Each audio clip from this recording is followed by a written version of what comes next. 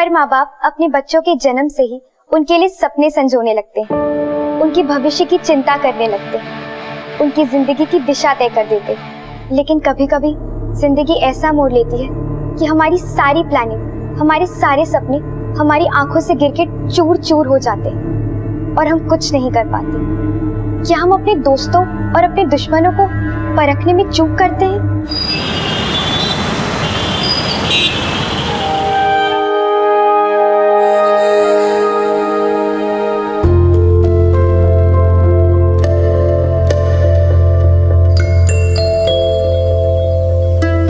ये देख, 10 रुपए का सिक्का। अरे वाह रितिका, तेरी आंखें तो बहुत तेज है। चलो कुछ खाते हैं इससे। चल चल चलेगा। इसने क्या परेशान किया था। चलो मैं निकलती हूँ। Bye bye. अच्छा सुन, वो कल ना ज्योग्राफी के नोट्स लेके आना, ठीक है? मेरी चल बाय बाय।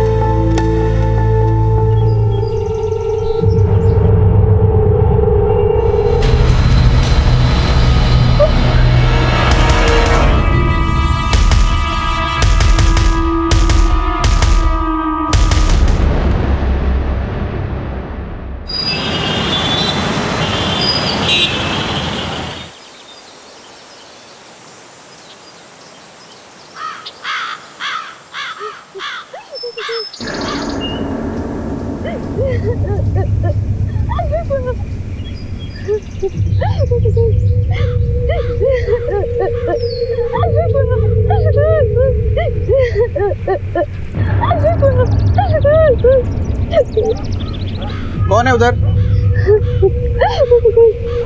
कौन है उधर? कौन है?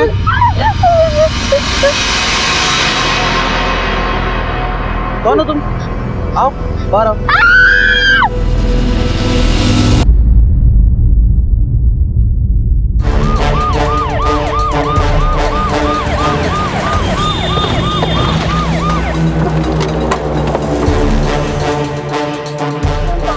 देखे तो आवाज आ रहा था रोने का है। हम बोले यार बिल्ली बुल्ली होगी कुछ, कर समझ में नहीं आया मेरे को। और बोले जाकर देखते हैं एक बार। देखो कहाँ पे है लड़की? मैडम मैंने फोन किया था, ये इस जगह पे लड़की, वो देखिए।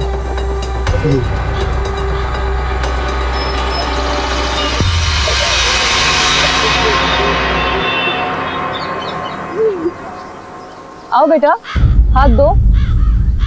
बेटा घबराओ मत, पुलिस मैडम है। आ जाओ बेटा, बाहर आ जाओ।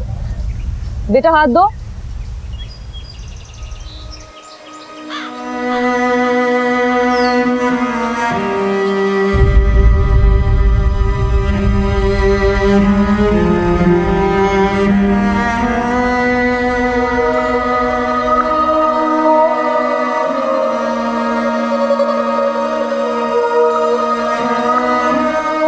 बेटा आराम से उठो।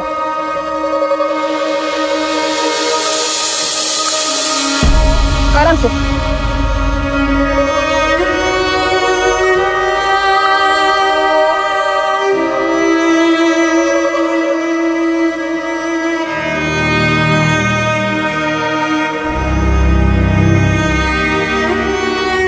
मैडम लगता है बेचारी देख नहीं सकती।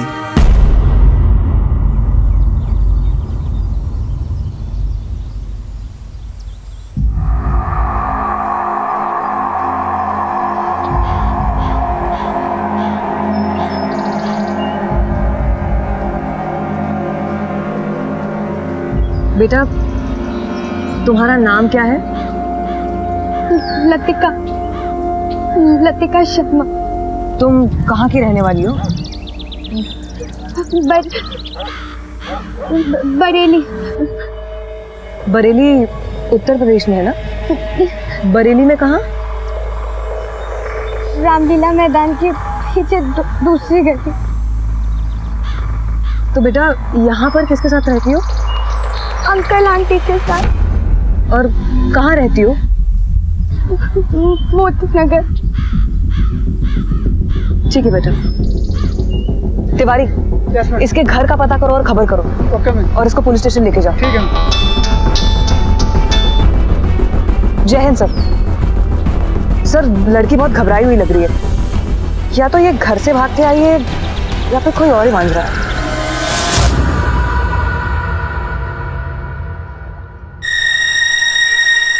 आराम से। बेटा अब ठीक लग रहा है?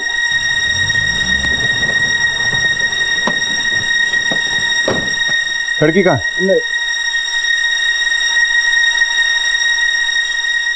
सर अब कैसी है? ठीक है सर।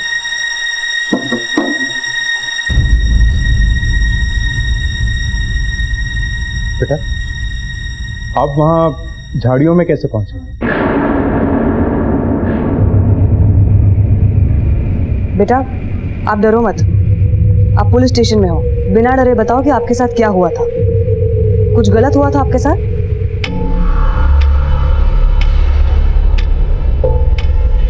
नहीं, हमारे साथ कुछ नहीं हुआ।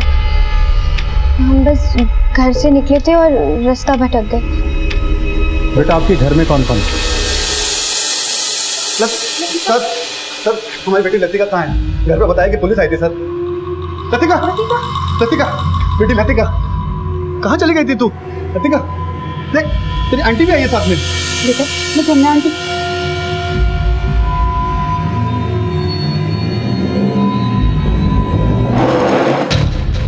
आप लोग क्या लगते हैं इसके? अरे सर रिश्तेदारी का तो क्या कहें, मानो तो सब कुछ वरना कुछ भी नहीं। देखिए जितना पूछा जा रहा है उतना बताइए। वो हमारा खून का रिश्ता तो है नहीं सर, लेकिन हमारी बेटी की तरह है बिल्कुल। सर किराएदार है हमारी, अभी 1 साल पहले ही अपने बाप के साथ आई थी। ये लो बेटा चाय, गरम है सामान, पियो संभाल के। बस 1 साल के लिए चाहिए। बच्ची का इलाज चल रहा है एसएम गवर्नमेंट हॉस्पिटल में, 1 साल में ठीक हो जाएगी, फिर हम चले जाएंगे। कैसे गई इसकी आंखों की रोशनी? कुछ महीने पहले बिल्कुल ठीक थी, एक दिन अचानक सांस का दौरा पड़ा। डॉक्टर ने कहा कि अस्थमी की शुरुआत है, और फिर अस्थमी की गलत दवाई दे दी, उसी का साइड इफेक्ट हो गया और धीरे धीरे बच्ची की आंखों की रोशनी चली गई। कोई परिवार वाला घर मिल जाएगा तो अच्छा रहेगा, ताकि मैं काम पे जाऊं तो बच्ची कम से कम घर में सेफ रहे, इसलिए आप लोगों के पास चला है। लेकिन हर महीने का किराया 3000 रुपए है। अब देखिए बहन जी, मैं होटल में खाना बनाने का काम करता हूँ, मेरी इतनी कमाई नहीं है, मैं 2000 रुपए दे पाऊंगा। 2000 में तो नहीं होगा। चलो मम्मी मैं आता हूँ।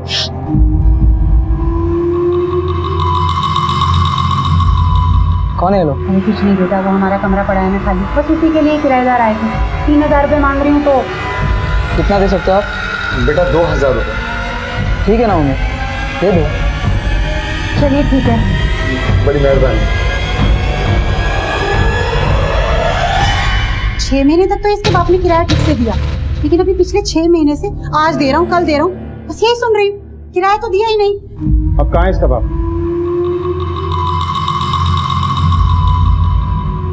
साहब बड़ा अच्छा आदमी था साहब वो। जो पूछा है उसका जवाब दो। सर वो तो भगवान को प्यारा हो गया। कैसे? मेरा मतलब है कि एक्सीडेंट हो गया तो साहब वो महाराना रोड पे पता नहीं चला कौन गाड़ी मार के था। ये घर से क्यों निकली?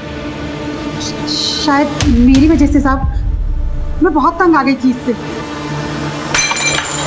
अब क्या तोड़ दिया तूने? ये क्या किया है? जिंदगी बर्बाद करके रख दी तूने हमारी। साहब उस शाम को मैं अपनी बहन के यहाँ गई हुई थी, और जब सुबह लौटी और इसे नाश्ता देने गई तो लतिका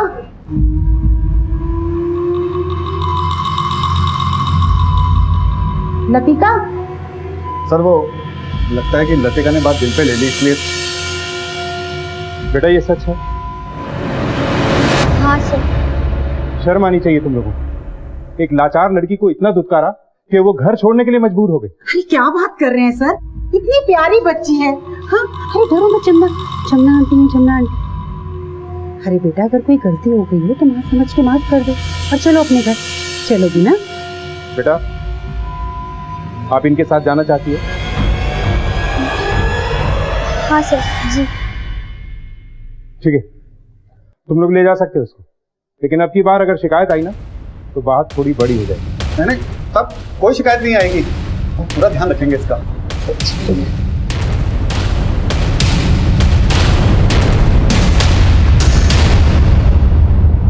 कुछ समझ में नहीं आ रहा है सर। ये बात तो पक्की है कि ये लड़की बहुत घबराई हुई है। सर, हो सकता है कि वो अपने पिता की मौत की वजह से अभी भी डिप्रेशन में है, या फिर हो सकता है कि अपने ना देखने की वजह से वो अभी भी परेशान है, या फिर ऐसा भी हो सकता है कि फैमिली की हरकतों की वजह से वो बहुत परेशान है। प्रभा, ये सर। एक होम फॉर चिल्ड्रन है सलामत, वहाँ एक साइकेट्रिस्ट है अमरीन। इस अमरीन को बच्ची के घर में भेजो। मुझे लगता है ये लड़की ट्रॉमा में है, बात अगर कुछ और है तो काउंसलिंग से सामने आ जाएगी। और हाँ, ये भी पता करो कि क्या वाकई इसके बाप का एक्सीडेंट हुआ था, और अगर हुआ था तो कहाँ हुआ था। उसके बरेली वाले एड्रेस पे भेजो। जी सर।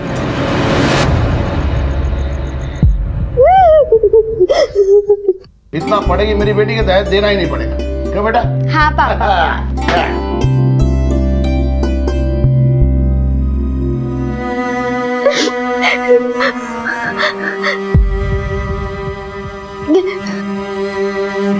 बेटा, ये माता रानी का आशीर्वाद है, इसे हमेशा अपने पास रखना, तो पे कभी कोई मुसीबत नहीं आएगी। हे मज़र। माँ की याद आ गई।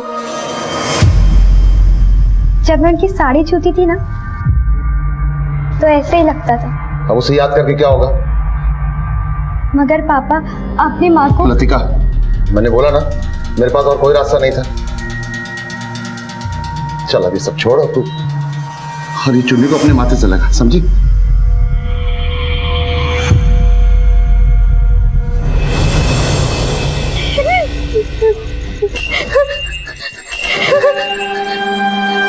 कौन है? कौन है? मैंने किसी को कुछ नहीं बताया। कौन?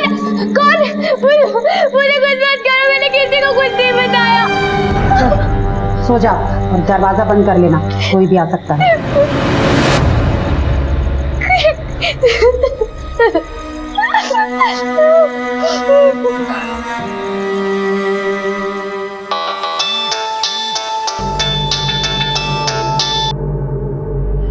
प्रभा जी बोलिए। वो मैं लतिका के बारे में बात करना चाह रही थी। जी, मैं उसी के घर जा रही हूँ। देखिए अमरीन जी, हमें इस लड़की की बहुत फिक्र है।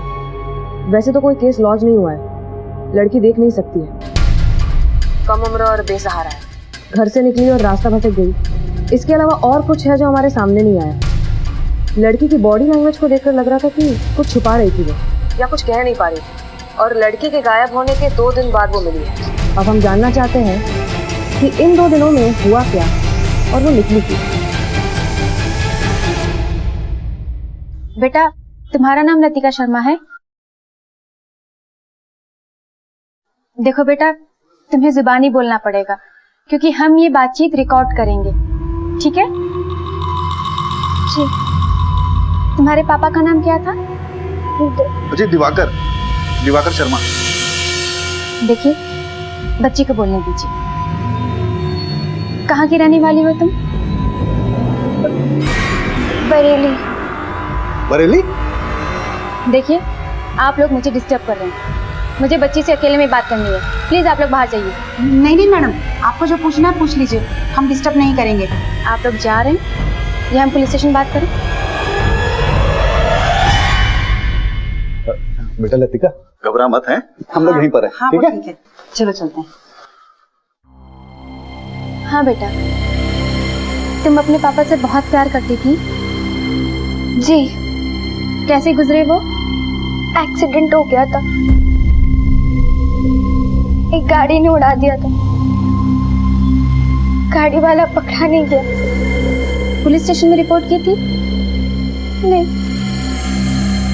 अच्छा, तुम्हारी माँ?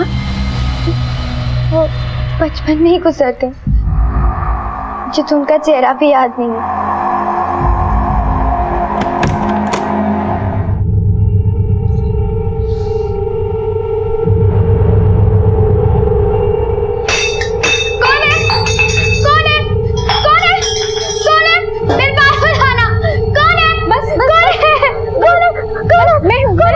मैं हूँ, don't worry, don't worry.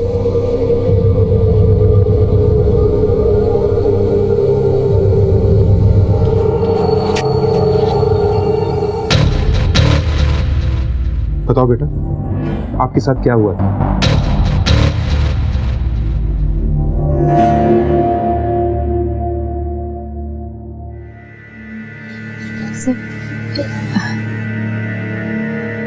Latika, बिल्कुल भी मत घबराओ। तुम पुलिस स्टेशन में हो, तुम्हारे साथ जो भी हुआ है तुम बेझिझक सर को बोल सकती हो। बोलो। और मैं हमेशा की तरह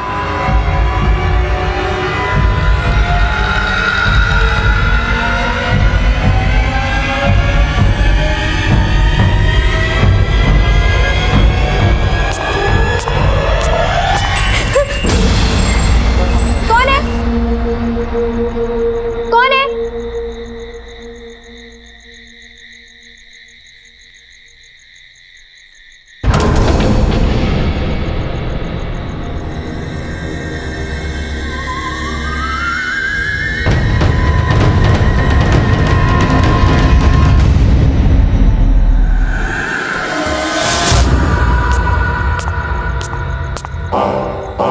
कौन है? कौन है? मैं कह रही हूँ बता दो कौन है?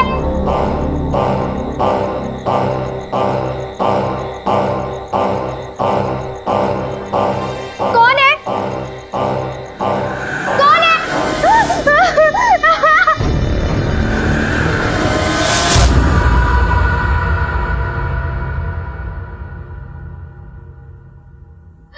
उसके बाद मैं बेहोश हो गई और जब मुझे होश आया तो अगर तूने किसी को भी बताया कि मैंने तेरे साथ क्या किया, तो जैसे तेरा बाप किया है वैसे तू भी जाएगी।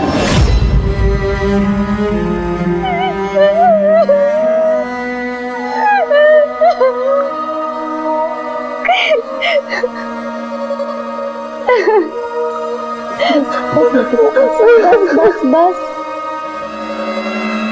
बेटा, तुमने हमसे पहले क्यों नहीं बताया कि तुम्हारे साथ रेप हुआ? उसने मुझे धमकी दी थी। किसने धमकी दी थी? तुम जानती हो उसे? नहीं सर, तुम्हें किसी पे शक है? तुमने आवाज सुनी थी उसकी? मुझे नहीं पता सर। वो बहुत फुसफुसा के बात कर रहा था, मैं नहीं पहचान पाई।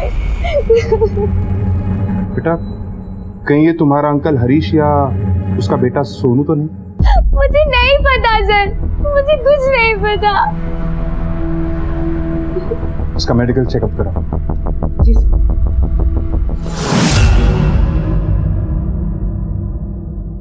इस लड़की के गांव से पता करो, इसका कोई रिश्तेदार है क्या?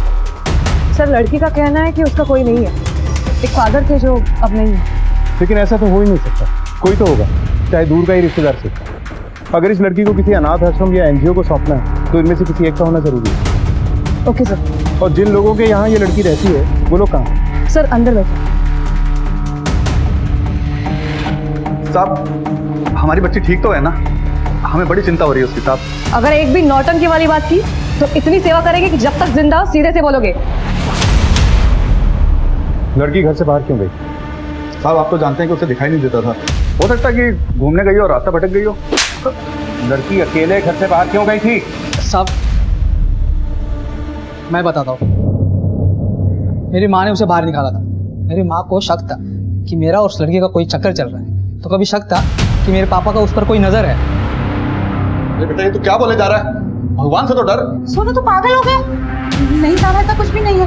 ये तो पता नहीं क्या बोले जा रहा है। दुबे, ले जाओ इसे। Yes ma'am. चलो। सर, मुझे क्यों लेके जा रहे हो सर? सर, मैंने क्या किया सर? हाँ, तो क्या बोल रहा था तू? जब मैं लतिका के रूम में जाता था ना, तो पूरा घर सर पर उठा लेती थी। और पापा जब लतिका के रूम में चले जाते थे ना, तो घर में पूरा झगड़ा चालू हो जाता। क्यों बेटा, क्या बोल रहा है ये? मैं मानती हूँ कि मुझे वो लड़की अच्छी नहीं लगती थी, सिर्फ इसलिए कि उसका बाप अच्छे से किराया नहीं देता था टाइम पे। सिंह, इसे भी लेके जाओ। साहब, मैंने कुछ नहीं सर, किया। इसने कुछ नहीं किया, इसको कुछ भी नहीं पता। सर, इसे छोड़ दीजिए, मैं आपको सब सच बता देती हूँ। मैंने कितनी बार कहा था अपने पति से कि इस लड़की को किसी अनाथ आश्रम में छोड़ देते हैं, पर वो मेरी बात सुनने के लिए तैयार ही नहीं थे। और उस रात अपनी बहन के घर जाने से पहले मैंने अपने पति को लतिका के कमरे से बाहर निकलते हुए देखा। मैंने उस लड़की के साथ कोई गलत काम नहीं किया साहब। मैं तो उसे अपनी बेटी की तरह मानता हूँ साहब। गंगा माँ की कसम साहब,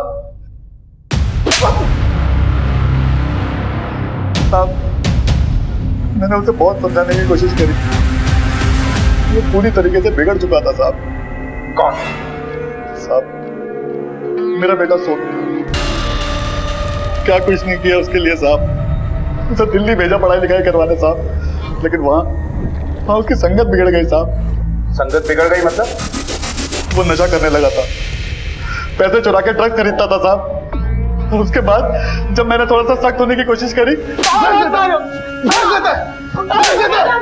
मेरे बेटे को चोट लग जाएगी। हमारा बेटा गली के नुक्कड़ पर ड्रग्स ले रहा था, दो और भी देख के मुझे देखते ही भाग गए।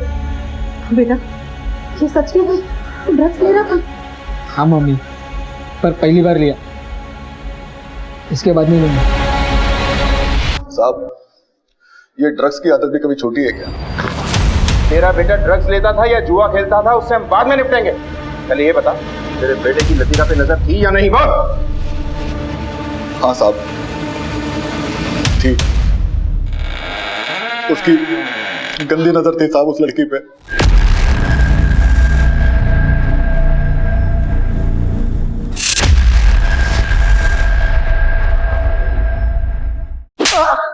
उस रात उसके कमरे में क्या लेने गया था तू? घर में पैसे नहीं थे और मुझे नशा करने के लिए पैसे चाहिए। मुझे पता था उसके बाप ने उसके लिए घर में कहाँ पैसे छुपा के रखे थे। कौन है? कौन है? कौन है?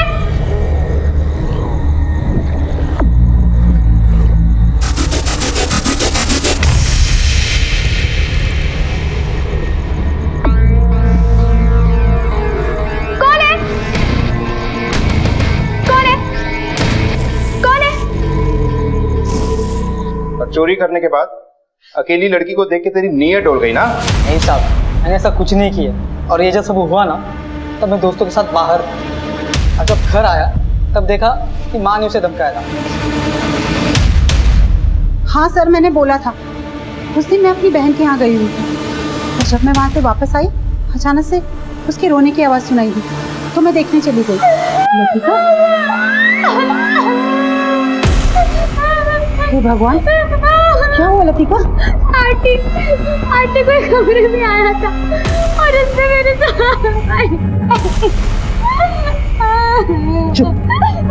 चुप एकदम। देख लतिका, सुबह होने से पहले यहाँ से कहीं ना कहीं चली जा, वरना तुझे ऐसी जगह छोड़कर आऊंगी कि तुझे खुद भी नहीं पता होगा कि तू कहाँ पर है, समझी? पर ये जो कुकर्म तूने किया है ना, इसके बारे में किसी को बताने की कोशिश भी मत करना। चुप कर जा एकदम। एक बेसहारा लड़की को तुमने घर से बाहर निकाल दिया, उसके साथ गलत हुआ और तुमने उल्टा उसी पे इल्जाम लगाया कि उसने कुकर्म किया।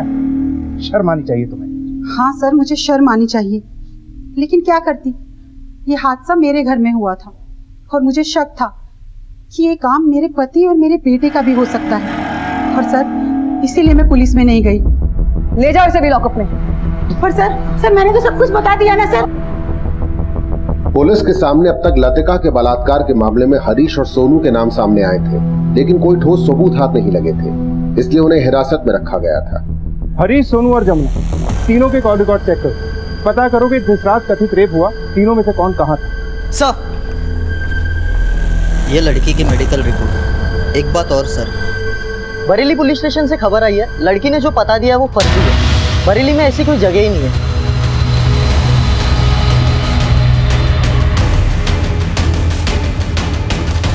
प्रभा, मेडिकल रिपोर्ट से भी ये क्लियर नहीं हो रहा है कि लड़की के साथ रेप हुआ है।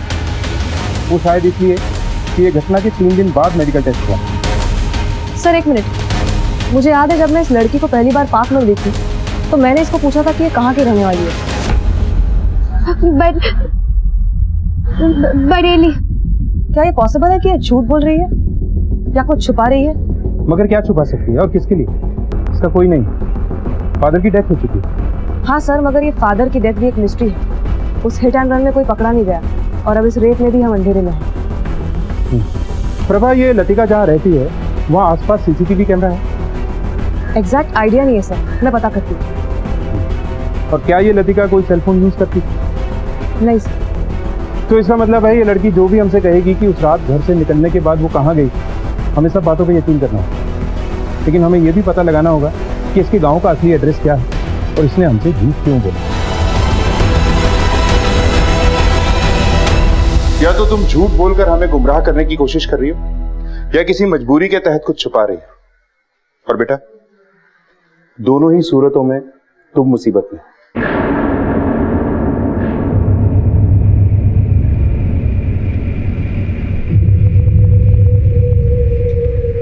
लतिका, हाँ मैं देखो, अगर किसी ने भी ना तुमको कोई भी धमकी दी है तो तुम सब सच सच बता दो।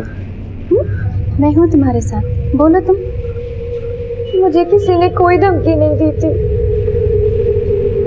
सिवाय उस आदमी के जिसने मुझे कहा था कि अगर मैंने किसी को कुछ भी बताया, अगर तूने किसी को भी बताया कि मैंने तेरे साथ क्या किया, तो जैसे तेरा बाप किया वैसे तू भी जाएगी।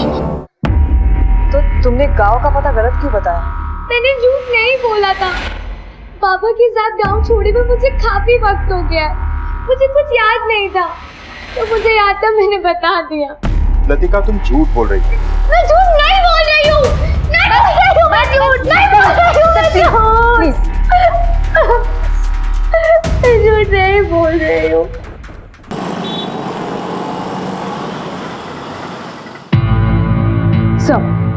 सर, लतिका के फादर दिवाकर का एक्सीडेंट रात के 10 बजे के आसपास हुआ था, और जिस सड़क पे एक्सीडेंट हुआ था वहां पे कोई सीसीटीवी कैमरा नहीं था, और वहां की दुकानें भी बंद हो चुकी थी। एक मेडिकल शॉप खुला हुआ था जहां एक लड़का दुकान बंद करने की तैयारी कर रहा था। उस लड़के का स्टेटमेंट मिला है।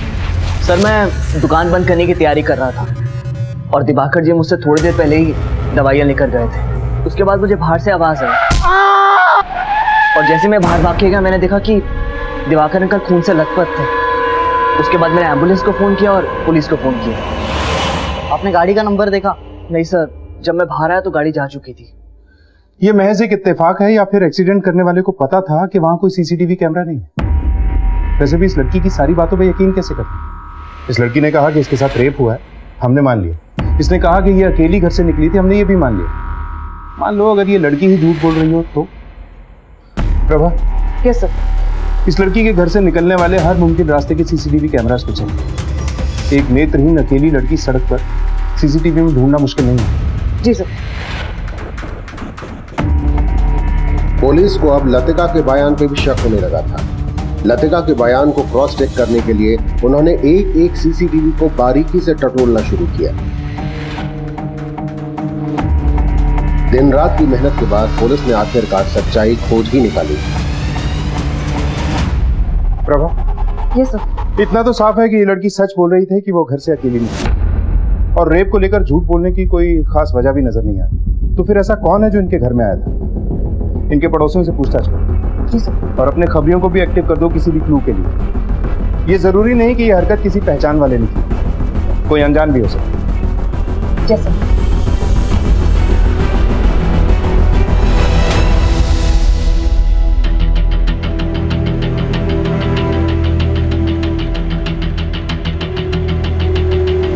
लड़की को देखा है? हाँ सर, इनके पिताजी हमारे यहाँ पे काम किया करते थे, लेकिन बाद में उनको निकाल दिया गया। सर, चोरी करेंगे तो रखेंगे नहीं ना सर। लेकिन सर, बाद में पता चला था कि उसकी बेटी के लिए उसने खाना चुराया था। अच्छा आदमी था साहब, लेकिन फंस गया बेचारा। बहुत मेहनती भी था साहब, उसकी किसी से दुश्मनी नहीं हो सकती। बता रहा था कि बेरी का रहने वाला था। पुलिस की कड़ी छानबीन से लतिका के असली गांव का पता चल गया और वहां पर एक टीम तहकीकात के लिए रवाना हुई।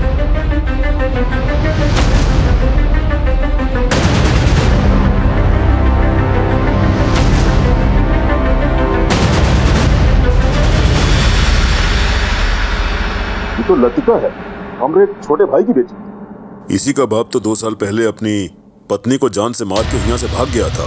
बचपन में ही गुजरते। मगर थाने में तो किसी ने कंप्लेन नहीं कराया। अब रिपोर्ट नहीं लिखवाई तो हम क्या करें सर? ये बात तो वैसे पूरा गांव जानता है कि हमारे छोटे भाई ने अपनी पत्नी का खून करके उसके बाद अपनी बेटी को लेकर के यहाँ से भाग गया। आप लोग शायद उस समय यहाँ के थाने में नहीं रहे होंगे, इसलिए पता नहीं। तो आपने क्यों नहीं लिखवाई रिपोर्ट? परिवार का मामला है, हम ये लिखाते कि हमारे परिवार के छोटे बेटे ने अपनी पत्नी का खून कर दिया। अब कुछ भी बोलो, अपना खून तो अपना ही होता है ना। आपको कैसे पता कि उसने खून किया था? किसी ने कहा आपसे या आपने अपनी आंखों से देखा? ये सब करते हुए सोहन ने देखा, हमारे बेटे।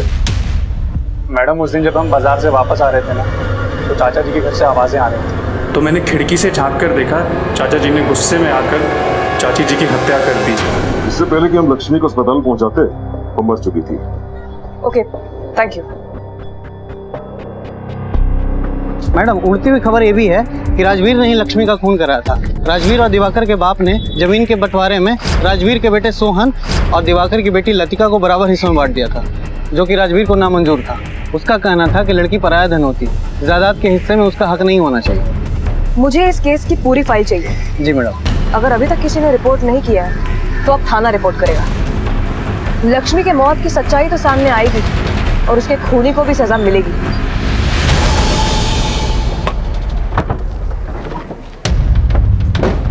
सर, बेरी से कोई खबर? यस सर, ये लतिका की माँ की मर्डर केस फाइल है। बेरी पुलिस का कहना है कि वो ये केस फिर से ओपन कर रहे हैं। इसमें उन सबकी तस्वीरें हैं। ये राजवीर, दिवाकर का बड़ा भाई, और ये सोहन, राजवीर का बेटा। ठीक है, इन सबको पुलिस स्टेशन बुलवा। पापा के साथ चलना कितना अच्छा लगता है, अब डर नहीं लगता ना? ऐसे तुमको खुद कोशिश करनी पड़ेगी, है ना? ठीक है? हाँ? पापा, नहीं, पापा, नहीं, पापा मुझे छोड़ के मत जाओ, पापा, पापा मुझे छोड़ के मत जाओ।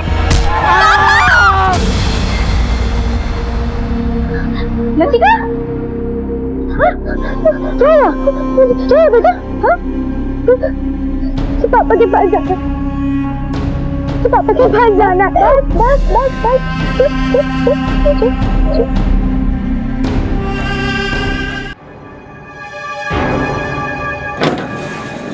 Sir please come in. Ma'am please तुम लोग जाओ। लतिका, तुमने हमसे झूठ बोला था। तुमने बोला था कि तुम बरेली में रहती, बरेली, जबकि तुम बेरी में रहती। और तुमने बताया था कि तुम्हारी माँ की मौत बचपन में ही हो गई, वो बचपन में ही गुजर गई। जबकि तुम्हारी माँ की मौत 2 साल पहले हुई थी और तुम्हारे बाप ने उसे मारा था। नहीं, ये झूठ है। यही सच है। तुम्हारे चाचा गांव में रहते हैं राजवीर, अपनी बीवी और बेटे सोहन के साथ। उन्हीं ने हमसे बताया कि तुम्हारे बाप ने तुम्हारी माँ का मर्डर किया और तुम्हें लेके भाग गया। नहीं, ये सच नहीं है। तो फिर सच क्या है? सच ये कि पापा माँ से बहुत प्यार करते थे। सोहन आया था क्यों? उससे कहा था कि मैं घर पे ना रहूं तो मैं आया करे। वही पेपर लेकर आया था, धमकी दे रहा था, कह रहा था साइन कर दो वरना बहुत बुरा होगा। मर जाऊंगा लेकिन लतिका की जमीन उसके नाम नहीं करूंगा। बाबूजी ने लतिका और सोहन में जमीन का बंटवारा बराबर बराबर किया था। कह रहा था लतिका की शादी की सारी जिम्मेदारी वो उठाएगा, दहेज में जितना भी खर्चा होगा वो सब करेगा, लेकिन जमीन उसको अपने नाम से चाहिए। दहेज? साले को दहेज के नाम पे अंदर करवा दूंगा और मेरी बेटी को दहेज की जरूरत ही नहीं पड़ेगी। हाँ, इतना पड़ेगी मेरी बेटी के दहेज देना ही नहीं पड़ेगा। क्यों बेटा? हाँ पापा। अब तुम क्यों टेंशन में बैठी हो? अब खाना खा लो। सच ये है कि पापा हम दोनों से बहुत प्यार करते थे। सोम भैया हमें परेशान करते थे, लेकिन जब पापा होते थे तो हमें कभी कोई फिक्र नहीं होती थी। मुझे लगता है कि सोम भैया ने माँ को मारा है। मैंने खुद अपनी आंखों से उन्हें वहां से निकलते हुए देखा था।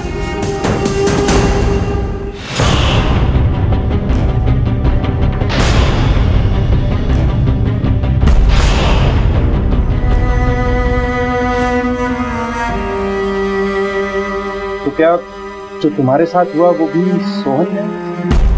मुझे नहीं पता। काश मैं देख सकती। पापा ने क्या क्या सपने देखे थे मेरे लिए, सब खत्म हो गया। अब नहीं जीना चाहती हूँ। ऐसे नहीं बोलते।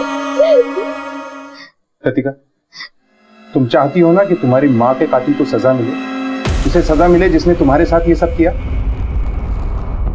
तो फिर तुम्हें हमारी मदद करनी। उस आदमी की महक को पहचानना होगा, किसी भी तरह की महक, गुटखे की महक, सिगरेट की महक या उसके पसीने की महक। मुझे नहीं पता, लेकिन मैं पूरी कोशिश करूंगी। सब कुछ सच सच बताएगा या सच जानने के लिए हमें कुछ करना पड़ेगा? क्या सच सर? यही सच कि तूने लतिका की माँ यानी अपनी चाची को क्यों और कैसे मारा, और लतिका के साथ गलत क्यों और कैसे किया। मेरे पापा अभी आते होंगे मुझे छुड़ाने, जब मैंने कुछ किया ही नहीं है तो ये ऐसे नहीं बनेगा। जरा इसकी अच्छी तरह से धुलाई करो। सब देखने सर बताता हूँ सर। सच याद आया? सर पापा ने दिवाकर चाचा को कई बार समझाया कि वो जमीन मेरे नाम कर दें, पर चाचा अपनी जिद पर अड़े हुए थे। तो पापा ने मुझसे कहा कि मैं चाची को अलग से समझाऊं। चाची मुझे इसमें लतिका की साइन चाहिए। मैंने आपसे कहा ना, उसकी शादी की जिम्मेदारी मैं लेता हूँ, मैं करता हूँ दहेज का इंतजाम। तुझे कहा था ना, तेरे चाचा यहाँ पे ना हो तो यहाँ आना नहीं।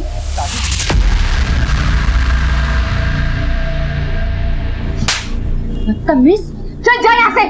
मेरे ऊपर आज तक किसी ने हाथ नहीं उठाया, तूने ठीक नहीं किया मुझ पर हाथ उठाया। तो देख मैं क्या करता हूँ। क्या कर रहे हो तुम? सर मैंने जानबूझ के कुछ नहीं किया सर, वो गलती से हो गया। गलती से तूने अपनी चाची को मार डाला। और क्या क्या किया गलती से? सर और कुछ नहीं किया सर मैंने। मैं बताता हूँ। तुम बाप बेटा को जब ये पता चला कि कोर्ट में उनके साइन लगेंगे या डेथ सर्टिफिकेट, तो तुम दोनों ने उन्हें ढूंढना शुरू किया या नहीं? किया या नहीं किया? हाँ सर, मैंने अपने पहचान वालों को कांटेक्ट किया, तो हमारे एक दूर के रिश्तेदार मुंबई में रहते हैं। सर मैंने उनको फोन किया तो दिवाकर भैया, अरे वो यहीं रह रहे थे, हम ही ने तो उनको मकान दिलवाया किराए पे। लेकिन बेटा बहुत बुरा हुआ उनके साथ। क्या हुआ? अरे उनकी बेटी है ना लतिका, उसे अस्थमा का प्रॉब्लम हो गया था, इलाज भी चल रहा था यहाँ पर। लेकिन बेटा डॉक्टर ने न जाने कौन सी गलत दवाई दे दी कि उसकी आंखों की रोशनी चली गई। क्या मतलब? मतलब ये कि अब वो देख नहीं सकती है। फिर तुमने उसे ढूंढ निकाला और अपने चाचा को एक्सीडेंट करके मार डाला। नहीं सर, मैंने दिवाकर चाचा को नहीं मारा सर, मैं तो संदीप चाचा को फोन करता रहा, तो उन्होंने कहा कि दिवाकर चाचा का फोन आया था और उन्होंने भिवानी का पता बताया था, पर सर वहाँ ताला लगा हुआ था। ताला जरूर लगा था, लेकिन हरीश के मेन गेट के साथ में ही लतिका के रूम की एंट्री भी थी। वहां से तू उस रूम में गया, लतिका अकेली थी और तूने उसके साथ रेप किया। मैं उसका रेप कैसे कर सकता हूँ सर, वो मेरी बहन है सर। और लतिका की माँ तेरी चाची थी, तू उस पर कोशिश कर सकता है। सर मेरा यकीन कीजिए, चाचा के गांव से आने के बाद मैं उनसे मिला तक नहीं, और जब मुझे पता चला कि लतिका की आंखों की रोशनी चली गई तो मैं उन दोनों को मारना नहीं चाहता था सर, मैं तो बस सौदा करना चाहता था, वो जमीन हमारे नाम कर दे बस। लतिका की मां की हत्या की गुत्थी तो पुलिस ने सुलझा ली है, एक अनोखा तरीका खोज निकाला गया। बेटा हम एक एक्सपेरिमेंट कर रहे हैं और आपको हमारा साथ देना होगा। आपके पास एक एक करके सब लोग आएंगे, आपके कान में कुछ फुसफुसाएंगे, आपको उनकी खुशबू से, उनकी आवाज से पहचानना है कि उनमें से वो कौन है जो उस रात तुम्हारे कमरे में आया था। लेकिन सर लतिका जन्म से नेत्रहीन नहीं है, इसकी आंखों की रोशनी को गए हुए हार्डली 1 साल से ज्यादा हुआ होगा। इसकी वो इंद्रियां दूसरे फिजिकली चैलेंज लोगों की तरह स्ट्रांग नहीं हो सकती है। और फिर सर लतिका को फिर से मेंटल ट्रॉमा में डालने की क्या जरूरत है? क्योंकि हमारे पास और कोई रास्ता नहीं, हमने सारे तरीके अपना लिए, बस यही एक तरीका बचा है। ऊपर से ये बच्ची देख भी नहीं सकती, लेकिन लतिका तुमको देखना होगा, अपनी सारी शक्तियों को इकट्ठा करके तुम्हें पहचानना होगा कि तुम्हारा मुजरिम कौन है।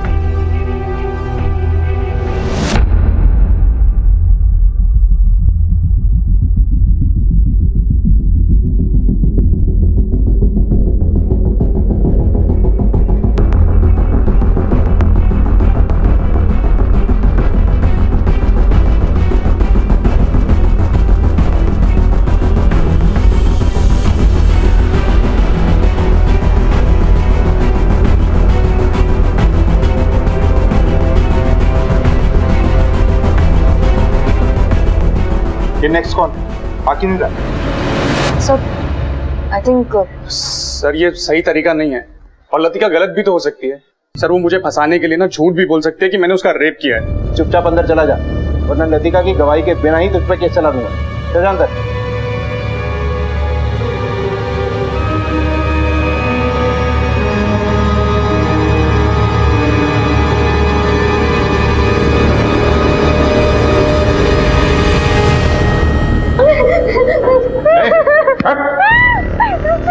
बेटा क्या ये वही है जो उस रात तुम्हारे कमरे में आया था? नहीं, लेकिन मैं जानती हूँ ये कौन है। ये सोहन है, मेरा भाई, इसीलिए मेरी माँ को मारा है। ठीक है बेटा, तुम्हारे माँ के खून की सजा इसे जरूर मिलेगी, लेकिन फिलहाल हमारे लिए ये जानना जरूरी है कि उस रात तुम्हारे कमरे में कौन आया था। Prabha, yes sir. उस रात के इन सबके कॉल रिकॉर्ड्स आ गए? Yes sir. Yadav call record लेके आओ। इसे ले जाओ।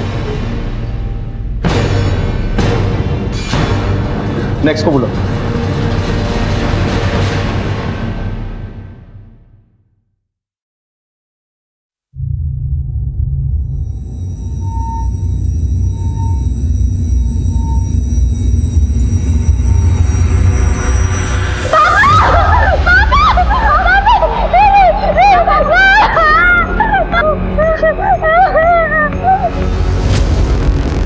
देखिए सर, लतिका से जरूर कुछ गलती हुई है। वो बेचारी देख नहीं सकती। वो कैसे कह सकती कि वो आदमी मैं ही था? सिर्फ वही नहीं बोल रही, तेरे सेल रिकॉर्ड्स भी बोल रहे हैं। ये देख, जिस रोज तू दुकान पे नहीं गया था ना ये बोल के कि तू घर पे है, उस रोज तेरा सेल फोन खुद ब खुद चल के उसके घर चला गया था। सब बता दो प्लीज मत मारिए। जब मैंने पहली बार लतिका को अपनी दुकान में देखा तो उसे पसंद करने लग गया था। भाई साहब ये पूरे पैसे तो नहीं है? मैं पूरी कोशिश कर रहा हूँ, जल्दी आपके पैसे चुका दूंगा। मैं किसी को उधार नहीं देता, मुझे भी अपना धंधा चलाना है, आगे पैसे चुकाने पड़ते हैं।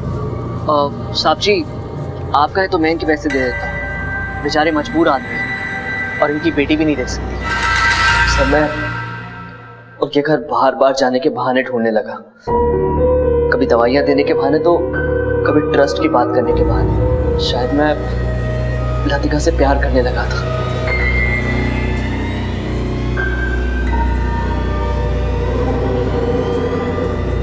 मुझे उसे देखने का दिल कर रहा था, इसलिए मैं वहां गया था।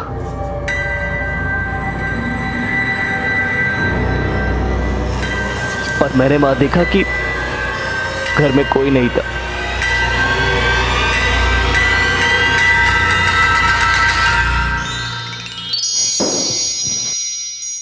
कौन है? मैं कह रही हूँ बता दो कौन है? कौन है?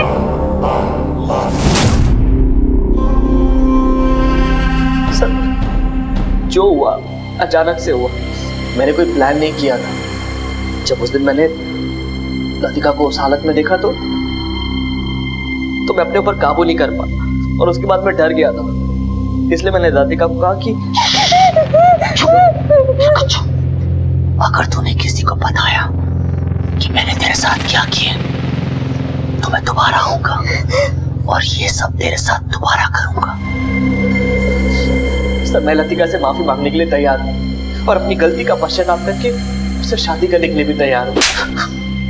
तू चाहे तो किसी की भी जिंदगी बर्बाद कर दे, और जब बात तेरे ऊपर आएगी तो सोचेगा दूसरों के बारे में। तू शादी करना चाहता है ना? शादी नहीं, हम तो बारात भी निकालेंगे तेरी।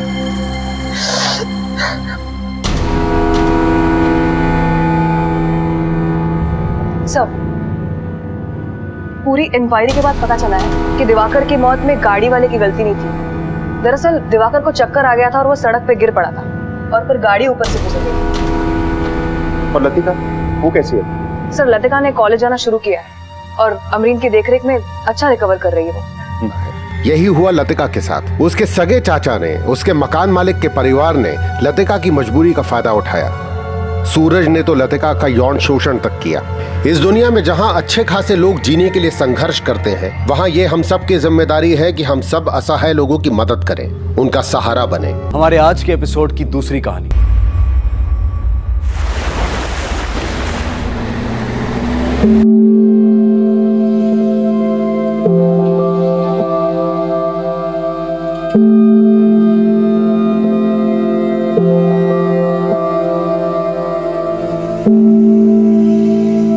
यार बहुत हो गई पढ़ाई, कुछ पेट पूजा कर लेते हैं।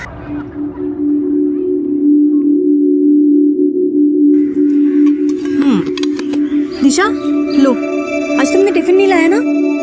नो यार थैंक्स, एक्चुअली घर में ना बहुत जरूरी काम है, मैं तुमसे बाद में मिलती हूँ। लेना नहीं लेना यार, एक तो please please. I am so sorry.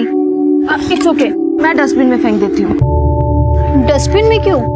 Dustbin में फेंकने से तो अन्न का अपमान हो जाएगा। तुम ना मुझे दे दो, मैं रास्ते में किसी भूखे को दे दूंगी। डस्टबिन में डालने से तो बेहतर है कि किसी भूखे का ही पेट भर जाएगा।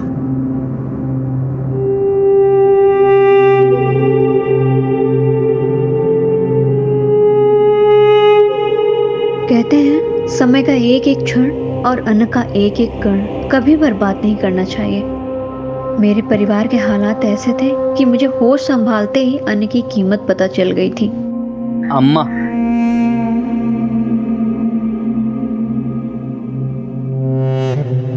और किसी भूखे की भूख मिटाना इंसान का सबसे जरूरी कर्तव्य है।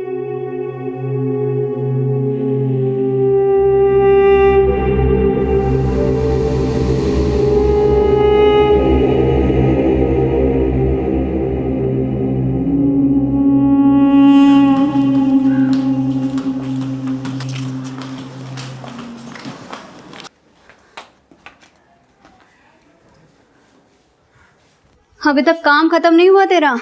मैं नहीं करूंगी तो कौन करेगा?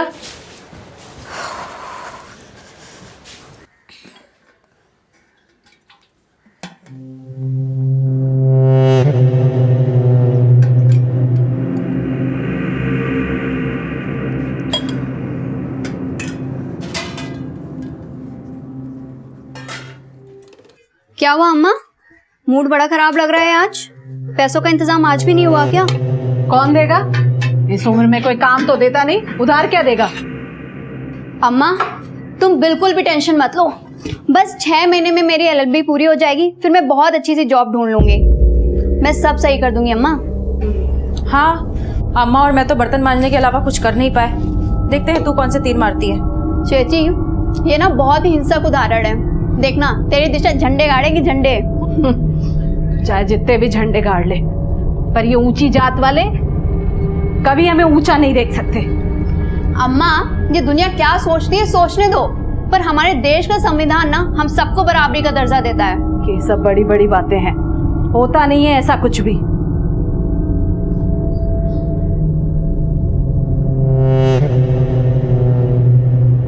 सच्ची बोलती थी अम्मा।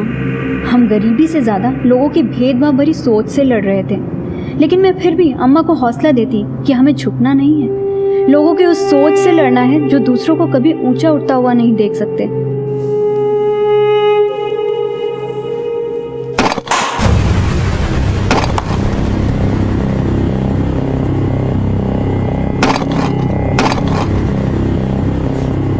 ये आवाज कैसी? ये जरूर ऊंची जात वालों का काम है। बताती हूँ मैं उन्हें, छोड़ूंगी नहीं अभी। अरे सुनो तो।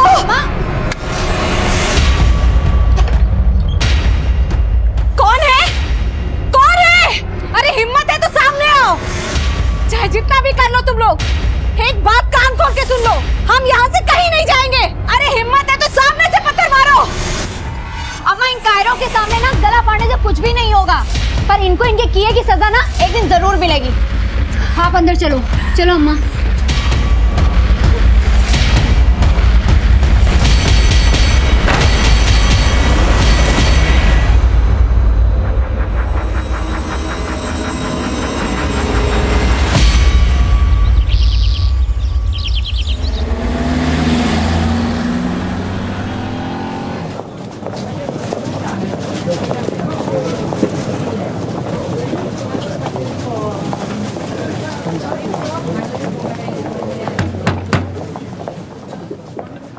दिशा,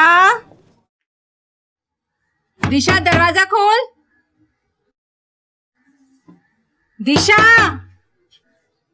दिशा दरवाजा क्यों नहीं खोल रही? दिशा, दिशा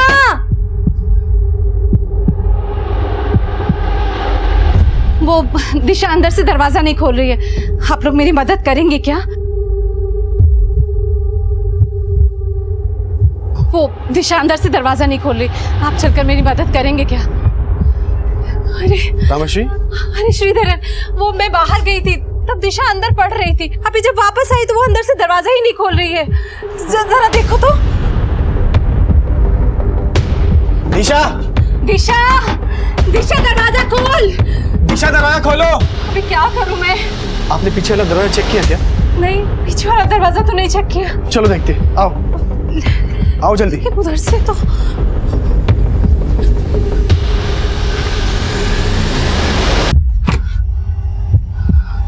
यहाँ तो ताला लगा हुआ है, लगता है दिशा कहीं ताला लगा के चली गई हो। अरे शशिधरन, हम लोग पीछे के दरवाजे से कभी भी आते जाते नहीं है, कुछ तो गड़बड़ है। वो फोन है मेरा, दिशा के पास, फोन लगा। क्या हुआ? हाँ, घंटी जा रही है। फोन की आवाज तो अंदर से आ रही है। अरे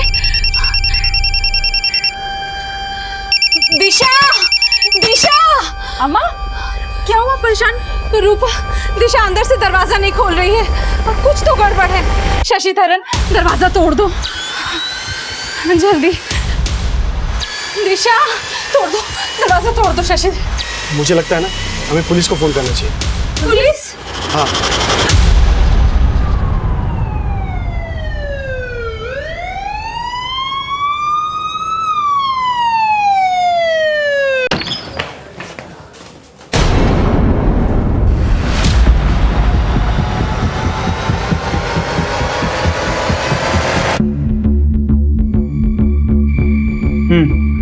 देखो मर्डर वेपन मिलता है क्या? Okay sir.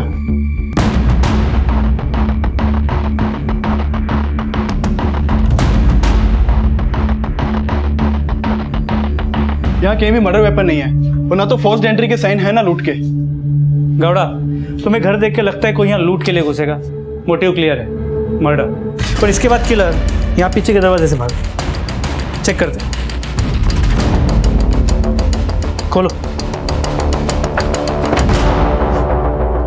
इसे खुलवाओ और पड़ोसी को अंदर भेजो। Okay sir.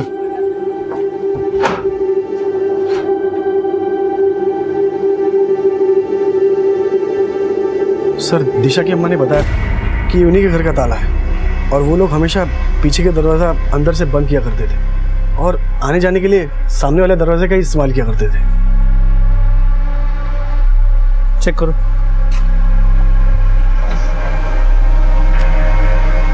पर्ची को बारीकी से चेक करो। Yes sir. आप आ रही है प्लीज। Ji sir.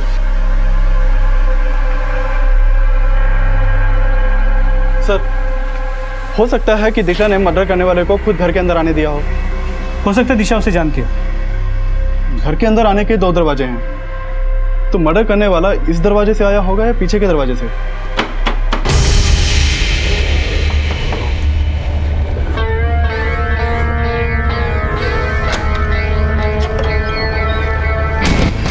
वो आया कहीं से भी हो, लेकिन जितनी बेरहमी से उसने दिशा को मारा है, वो चीखी चिल्लाई तो जरूर हो। उसके बाद उसने घर से ही ताला उठाया, पीछे के दरवाजे को बाहर से ताला लगा और फिर वहीं से भाग गया। यहाँ इतना सब कुछ हुआ तो दिशा की चीखें पड़ोसियों ने तो सुनी हो। शायद किलर को घर के अंदर आते हुए देखा होगा या फिर घर के पीछे से भागते हुए। लेकिन इस शशिधरन के अलावा और कोई पड़ोसी सामने नहीं आया। बाकी के पड़ोसियों से पूछताछ करो और बॉडी को पोस्टमार्टम के लिए भिजवा दो। Okay sir.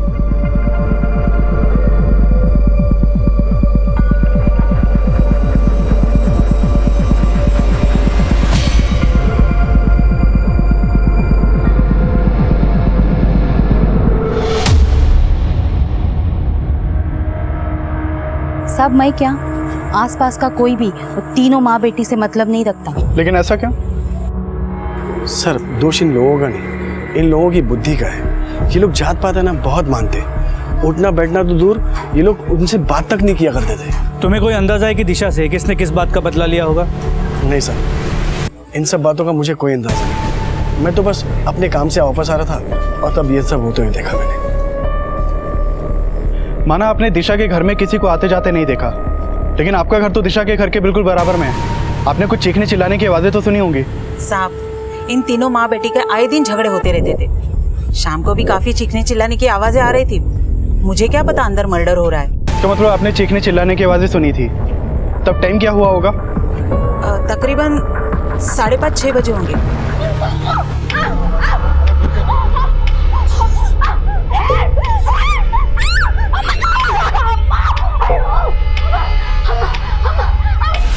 दिशा जिस वर्ग से आती थी उसने इस केस को बेहद ही संवेदनशील बना दिया था और दिशा की हत्या के इस केस को मीडिया काफी कवरेज दे रहा था।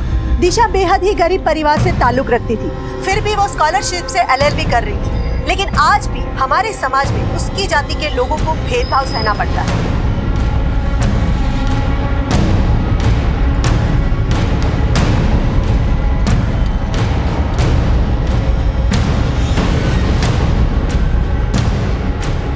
दिशा की हत्या ने राजनीतिक गलियारों में ऐसी हलचल पैदा कर दी कि इस केस को इन्वेस्टिगेट करने के लिए एसआईटी का गठन किया गया और केस की अगुवाई एसपी सुरेंद्र सिंह को सौंप दी गई।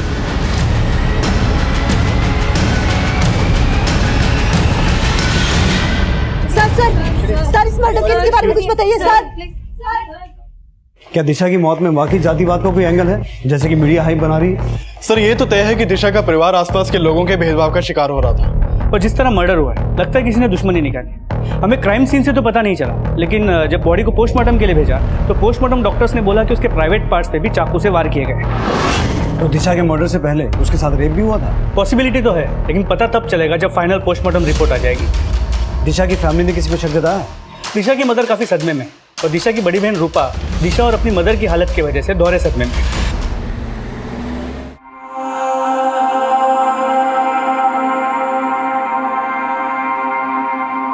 उनका बयान तो नहीं ले पाए, लेकिन मर्डर के अगले दिन सुबह जब घर के पीछे छानबीन चल रही थी हमें एक क्लू मिला।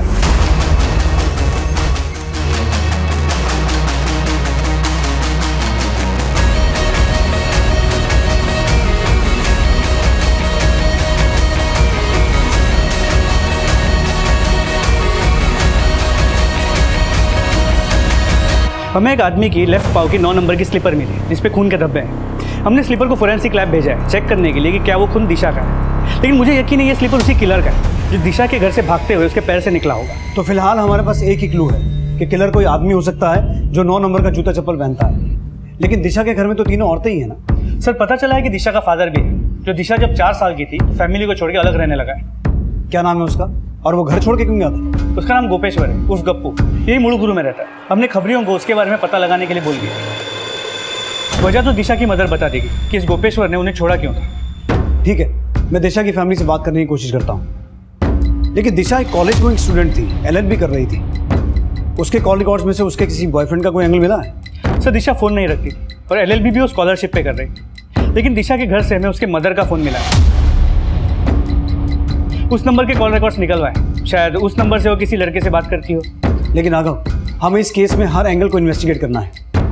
एक काम करते हैं, 2 टीम्स बनाते हैं। एक टीम दिशा की फैमिली और दिशा से जुड़े हर पर्सनल एंगल को इन्वेस्टिगेट करेगी, दिशा के रिश्तेदार, फ्रेंड्स, बॉयफ्रेंड, जिल्टेड लवर, सब कुछ। और दूसरी टीम आउटसाइड एंगल को इन्वेस्टिगेट करेगी, दिशा के अड़ोसी पड़ोसी या बाहर का कोई भी ऐसा आदमी जिसका उसके कत्ल में कोई हाथ हो सकता है। और गौड़ा, उस एरिया को फिर से एक बार स्कैन करो जहाँ से हमें वो खून में सनी हुई चप्पल मिली थी, शायद कोई और क्लू मिले। सर, दिशा की हत्या में परिवार के अंदरूनी और बाहरी एंगल्स को इन्वेस्टिगेट किया जाने लगा।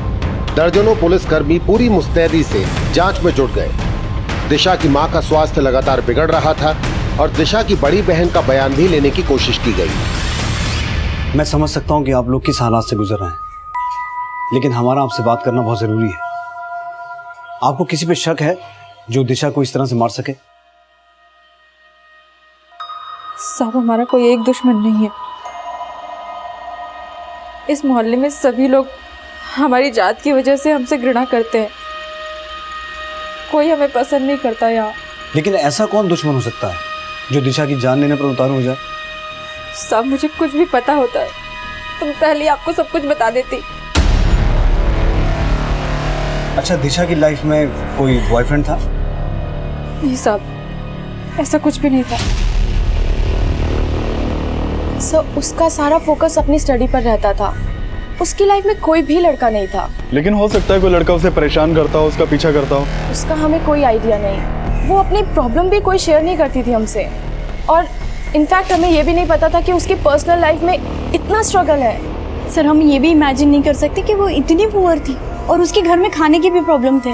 अब समझ में आया कि वो कभी कभी लंच बॉक्स क्यों नहीं लाया करती थी, और वो इतनी स्वाभिमानी थी कि हमसे भी खाना नहीं लेती थी।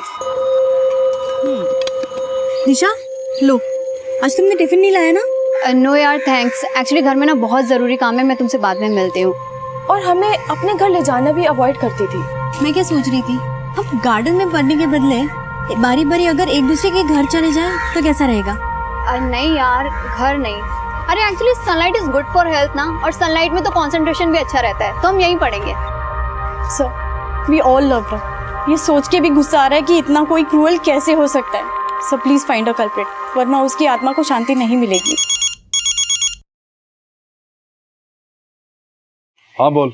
सर दिशा के बाप के बारे में सब कुछ पता कर लिया मैंने। एक नंबर का दारूबाज और जुआरी आदमी है। उसके पुराने दोस्तों से पता चला है कि दिशा और दिशा की फैमिली को छोड़ा क्यों उसने। ठीक है, तू नजर रख। जब हमारे बाबा हमें छोड़कर गए तो दिशा और मैं बहुत छोटे थे और उनके जाने का कारण अम्मा ने हमें कभी नहीं बताया।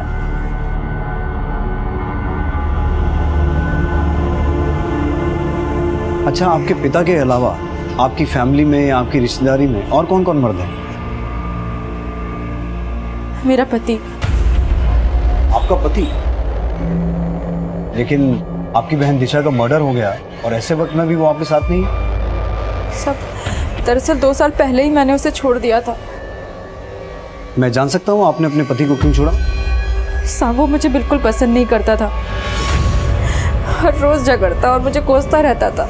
मेरा दिमाग खराब था कि मैंने तुझसे शादी की। हाँ, न शक्ल न सूरत, न अकल न सलीका। अरे तुझसे अच्छी तो तेरी बहन है। तुम दोनों को देख के कौन कह सकता है कि तुम दोनों बहन है? और फिर कुछ समय बाद पता चला कि उसका चक्कर किसी और औरत के साथ चल रहा है, इसलिए मैं उसे छोड़कर अम्मा के पास चली आई। सब पता चल गया मुझे। हाँ, विजय का फोन आया था, इसका थोड़ा सा झगड़ा हुआ विजय से और तुम इसको उठा के इधर ले आई। अरे अम्मा कोई छोटी बात नहीं है, उसका किसी और औरत से चक्कर चल रहा है। क्या? पर वो तो अब अपने मुंह से थोड़ी ना बताएगा वो अपनी करतूतें। बस अम्मा बहुत हो गया, अब चिची कहीं पे भी नहीं जाएगी। दिशा तो हमारा तलाक ही करवाना चाहती थी। नाम क्या है आपके पति का? विजय नायर। तो आपका और विजय का तलाक हो गया? नहीं, पिछले कुछ समय से विजय मुझसे और अम्मा से माफी मांगने आ रहा था, लेकिन दिशा बिल्कुल नहीं चाहती थी कि मैं उसके पास वापस जाऊं।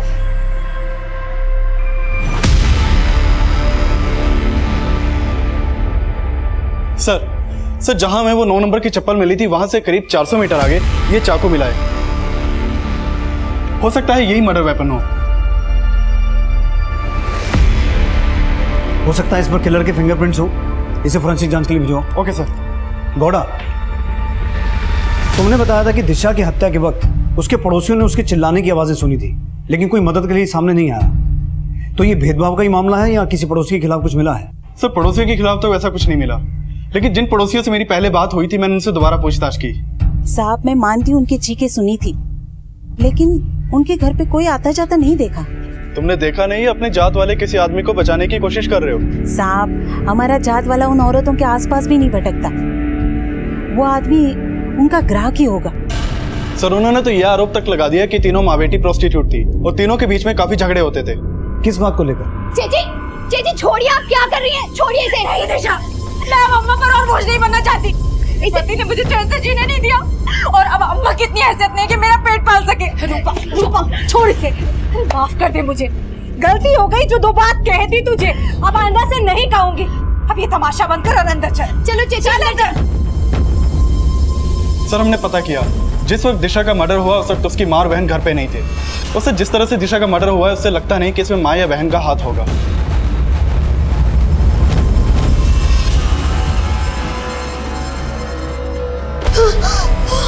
अम्मा, अम्मा, अम्मा, क्या हुआ अम्मा? अम्मा, नर्स, देखिए ना अम्मा को क्या हो गया। अम्मा,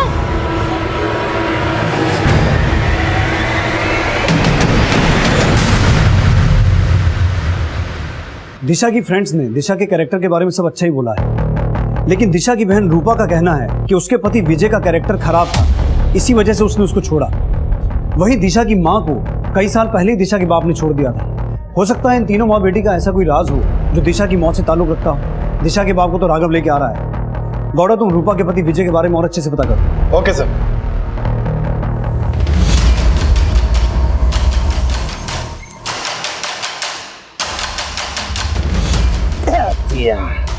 पीछे नहीं छोड़ रहा है। चलो चाचा फेंको पत्ता। हाँ गोपेश्वर उर्फ गप्पू, तुम हो? हाँ क्या बात? ले चलो इसे। लेकिन बात क्या है साहब? तुम्हारी छोटी बेटी दिशा का मर्डर हो गया, तुम तो जानते ही होगे।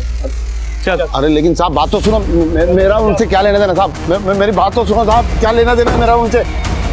साहब मुझे उन लोगों को छोड़े 25 साल हो गए और आप उस पुरानी बात को लेके मुझ पर शक करें। हमारे शक की छोड़, अपने शक की बता। तुझे ये डाउट था ना कि दिशा तेरी बेटी नहीं है? इसीलिए तूने अपने परिवार को छोड़ा। हाँ, क्योंकि मेरी बीवी का चरित्र सच में खराब था। मानता हूँ, मैंने दिशा को कभी अपनी बेटी नहीं माना। अगर मुझे किसी को मारना होता तो मैं 25 साल पहले अपनी बीवी को मारता। लेकिन 25 साल बाद मर्डर बेटी का हुआ। नई चप्पल पहनी? नई चप्पल? आप कहना क्या चाहते हैं? सब समझ में आ जाएगा। 9 नंबर की चप्पल पहनता ना तू? 10 नंबर की चप्पल है साहब, और मैं आदमी भी 10 नंबर का हूँ। जुआ खेलता हूँ, शराब पीता हूँ, लेकिन साहब कभी किसी से मार पिटाई नहीं की। और आप मर्डर का आरोप लगा रहे हैं। राघव, इसके फिंगरप्रिंट्स लेके इसे जाने दो और दिशा की हत्या वाली शाम की इसकी एक्टिविटीज चेक करो। दिशा की माँ के कॉल रिकॉर्ड्स में से दिशा के किसी बॉयफ्रेंड का नंबर मिला? सर अब तक कुछ पता नहीं चल पाया है कि दिशा का कोई बॉयफ्रेंड था या नहीं। दिशा की माँ के कॉल रिकॉर्ड्स और अच्छे से खंगालो। पति चरित्रहीन बोल के छोड़ के चला गया था और पड़ोसी भी प्रोस्टिट्यूट बोल रहा है। हो सकता है कोई ऐसी बात हो जो दिशा की मौत की वजह बना। जी सर। दिशा की हत्या का असल मोटिव क्या होगा, यह अब भी इस केस का सवाल बना हुआ था। और इसी दौरान दिशा की पोस्टमार्टम रिपोर्ट आई। इस रिपोर्ट में कुछ ऐसे फैक्ट सामने आए जो बेहद ही चौंकाने वाले थे। सर पोस्टमार्टम रिपोर्ट से अब तो यह साफ हुआ है कि दिशा के साथ रेप भी हुआ था। लेकिन राघव, हैरान करने वाली बात यह है कि दिशा के ब्लड में से अल्कोहल के ट्रेसेस मिले हैं। अगर उसने हत्या से पहले शराब पी थी तो क्या उस किलर के साथ पी थी? और फिर उन दोनों के बीच में ऐसा क्या हुआ जो वारदात में तब्दील हो गया? सर माना कि दिशा के खून में अल्कोहल के ट्रेसेस मिले, लेकिन पोस्टमार्टम रिपोर्ट से यह भी पता चला है कि उसके मर्डर के 8 घंटे पहले से उसने कुछ भी नहीं खाया, तो हो सकता है शराब भी उसे जबरदस्ती पिलाई गई। इसके अलावा उसे दिशा, उसकी माँ और उसकी बहन के खिलाफ कोई भी ऐसा सबूत नहीं मिला जो ये प्रूव करे कि उन लोग प्रोस्टिट्यूशन में इन्वॉल्व, और दिशा के लाइफ में कोई लड़का भी नहीं था। लेकिन राघव, फोरेंसिक रिपोर्ट से यह बात तो साफ हो गई है कि 9 नंबर की चप्पल और उस चाकू पर मिला खून दिशा का ही था, और उस चाकू और घर पर मिले फिंगरप्रिंट्स एक ही आदमी के थे। इसका मतलब है सारा कांड एक ही आदमी का किया हुआ है।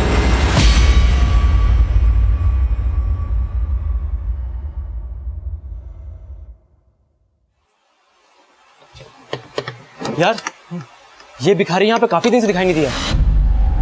हाँ यार, दिशा का रेप और मर्डर जब से हुआ ना, तब से ही गायब है। कहीं इसने तो कुछ नहीं किया। चल देखते हैं, चलो। क्या रे? ए, किधर था रे? हाँ? बोल, कहाँ था बे तू? रेप करता है, मर्डर करता है।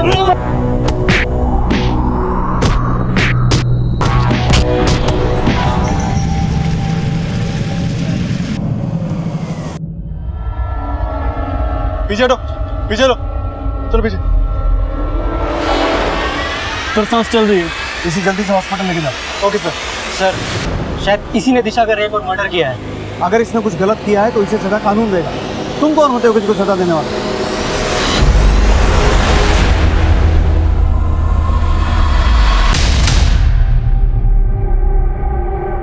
इसको काफी चोटें आई हैं और काफी खून भी बह चुका है, जिसकी वजह से इसकी हालत बहुत ही क्रिटिकल है। क्या लगता है गौड़ा, उस आदमी का दिशा के रेप और मर्डर से कोई कनेक्शन हो सकता है? सर मैंने दिशा की फैमिली से पता किया। उन्होंने बताया कि दिशा उस भिखारी को अक्सर खाने का सामान दिया करती थी, लेकिन उन्होंने उस पर किसी भी तरह का शक नहीं जताया। तो सर एक बात तो तय है कि जब से दिशा का मर्डर हुआ तब से वो भिखारी गायब था। जैसे उसकी हालत थोड़ी स्टेबल होती है उसका भी DNA टेस्ट करवाओ। Okay sir.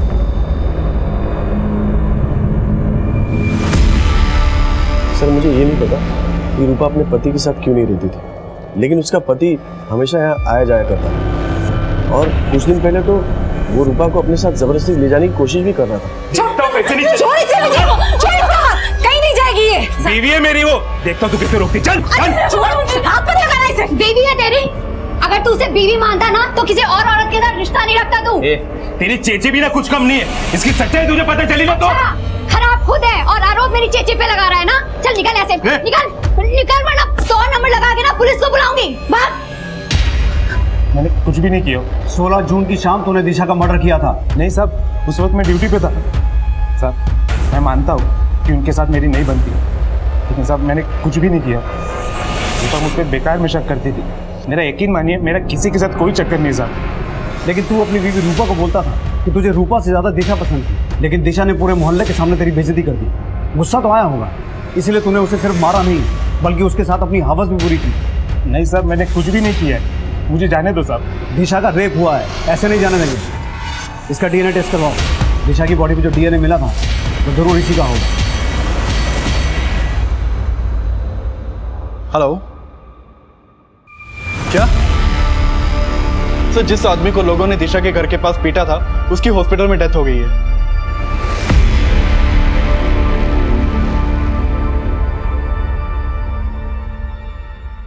सर, दिशा से रिलेटेड एक और बात पता चली। दिशा ने करीब 2 महीने पहले एक राजू नाम के आदमी पे अटेम्प्ट टू मर्डर का केस फाइल किया, लेकिन बाद में वो केस वापस ले लिया। केस के डिटेल्स में लिखा है कि इस राजू ने दिशा की मां को अपनी बाइक से रौंद के मार देने की कोशिश की। इस राजू को पूछताछ के लिए बुला लिया। सर, मुझे यहाँ क्यों बुलाया गया है? राजू, हमें पता चला है कि दिशा ने तुम्हारे खिलाफ अटेम्प्ट टू मर्डर का चार्ज लगाने की कोशिश की थी। हाँ सर, लेकिन उसने मेरे खिलाफ झूठा केस डाला था। वो बहुत चालाक लड़की थी सर। उस चालाक लड़की का मर्डर हो चुका है। हाँ सर, मुझे पता चला। लेकिन सर, मुझे क्यों बुलाया गया है यहाँ पे? आप मुझ पे शक कर रहे हैं? लड़का स्मार्ट है, सही ट्रैक पे जा रहा है। अब ये बता, दिशा को मारा कैसे? लेकिन सर, मैं उसका क्यों मर्डर करूंगा? तुझ पर झूठा केस डाल के तुझे परेशान तो किया ही था उसने। हो सकता है उसे मारने का कोई और मकसद भी हो तेरे पास। सर, ऐसा कुछ नहीं है, बल्कि वो मुझे बदनाम करना चाहती थी। मैं तो अपनी बाइक पे शांति से जा रहा था, उसकी माँ जानबूझ के बीच में आ गई। दिखता तो तेरी माँ को नहीं, ये जानबूझ के बाइक के आगे आई है। अच्छा, खुद टक्कर मार के इनको गिरा दिया और हमें यहाँ के दिखा रहा है। मैं तुम लोगों की परछाई से भी दूर भागता हूँ और ये तुम्हारे चक्कर में इस बाइक को धुलाना पड़ेगा। क्या बोल रहा है तू? सर, उसने ऐसा बवाल मचाया कि मुझे थाने के चक्कर पे चक्कर काटने पड़ गए। हाथ जोड़ के गिड़गिड़ाया, तब जाके मानी, तब जाके उसने केस वापस लिया था। मतलब जिन लोगों से तू बात करना भी अपनी शान के खिलाफ समझता था, उनके सामने गिड़गिड़ाना पड़ा। हाँ सर, और मुझे गुस्सा भी बहुत आया। लेकिन सर, मर्डर मैंने नहीं किया। मर्डर ही नहीं, उसका रेप भी हुआ है, इसलिए किसी को छोड़ना नहीं वाले हम। दिशा के रेप और ब्रूटल मर्डर में पुलिस हर संदिग्ध की डीएनए जांच कर रही थी। मीडिया और जनता लगातार दिशा को इंसाफ दिलाने की गुहार लगा रही थी और पॉलिटिकल पार्टीज इस मुद्दे को चुनावी हथियार बना के अलग अलग प्रतिक्रियाएं दे रही थी। और इस सब के बीच दिशा की मां बयान देने की स्थिति में आई और उसका बयान इस केस को एक नई दिशा देने वाला था।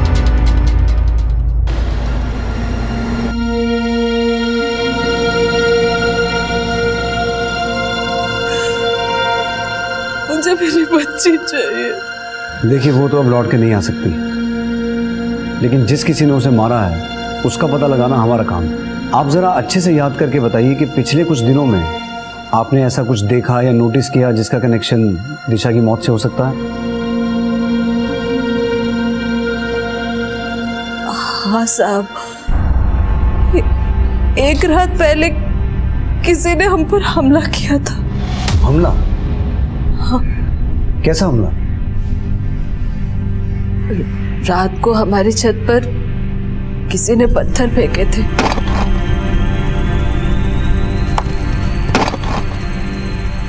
मैं बाहर आकर देखी तो वहां कोई नहीं दिखा, पर अगली सुबह मैंने देखा। अम्मा, तेरे लिए नहाने का पानी रख दिया है, जाके नहा ले।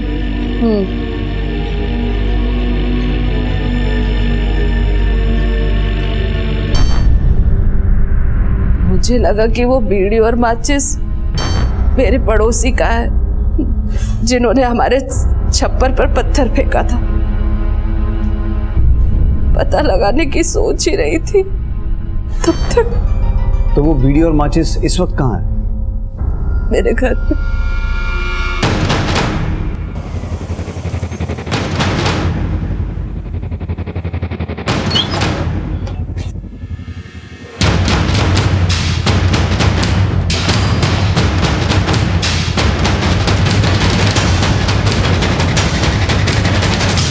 सर, ये देखिए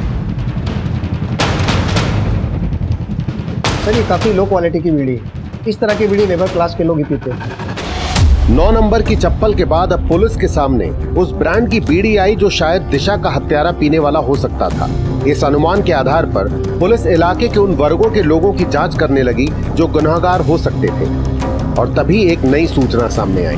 सर, पता चला है कि कुछ दिनों पहले दिशा की मदर का कुछ मजदूरों के साथ झगड़ा हुआ। पैसा लेके भाग जाऊंगी क्या? घर बना रही हूँ तो रहने के लिए, अभी काम मत रोको, पीछे वाली पूरी छत बाकी है। अरे तो तुम बहुत दिनों से कह रही हो। एक शर्त पे पैसा छोड़ सकता हूँ, अगर आप बदले में। तेरी हिम्मत कैसे हुई ये सब बोलने की? हाँ, अरे ऐसे दोबारा बोला ना तो जान से बात होगी। चल बैठ यहाँ से, नहीं बनवाना तेरे से घर। उन मजदूरों में से सिर्फ एक मजदूर के फिंगरप्रिंट्स और डीएनए सैंपल्स मिल पाए। हो सकता है उन मजदूरों में से कोई एक हो। उठा के लाओ सबको। जी सर।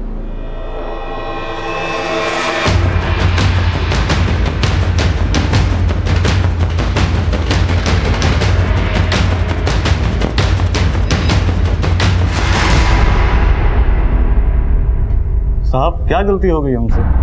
सब पता चल जाएगा। ये बताओ तुम में से महताब बीड़ी कौन कौन पीता है? मैं पीता हूँ साहब। घोड़ा, जो आदमी चुप है शुरुआत उसी से करें। तुम में से 9 नंबर की चप्पल कौन कौन पहनता है? साहब आप हमसे जानना क्या चाहते हैं? तू सोच क्या जानना चाहते हैं। 16 जून की शाम को दिशा के घर कौन गया था? किसने मारा दिशा को? हमने नहीं मारा साहब। याददाश्त ताजा करवाओ इनकी। देखो कौन सबसे पहले मुंह खोलता है।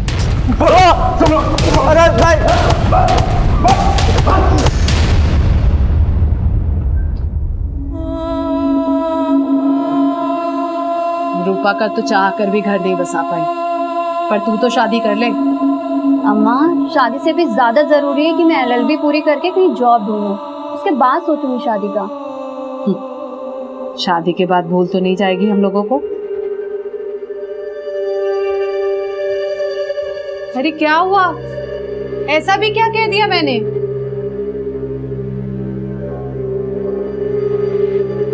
ये लो लो। क्या है ये? अम्मा, ये है मेरी विल, मतलब की वसीयत, और इसमें लिखा हुआ है कि मेरे मरने से पहले और मेरे मरने के बाद मेरा जो कुछ भी है वो सिर्फ आपका और चेची का। दोबारा ये मरने की बात मत करना कभी भी।